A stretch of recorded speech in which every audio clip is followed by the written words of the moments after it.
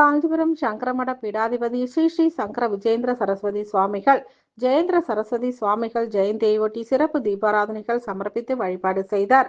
காஞ்சிபுரம் சங்கரமடத்தின் 70வது பீடாதிபதி ஸ்ரீ ஸ்ரீ ஜெயேந்திர சரஸ்வதி சுவாமிகளின் ஜெயந்தி விழா பல்வேறு இடங்களில் சிறப்பாக கொண்டாடப்பட்டது.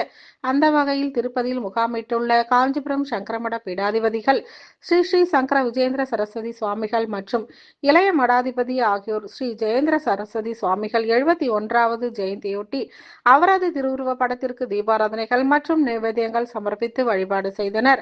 இதில் ஏராளமான பக்தர்கள் கலந்து கொண்டு ஆச்சாரிய சுவாமிகளின் அனுகிரகம் பெற்று சென்றனர்.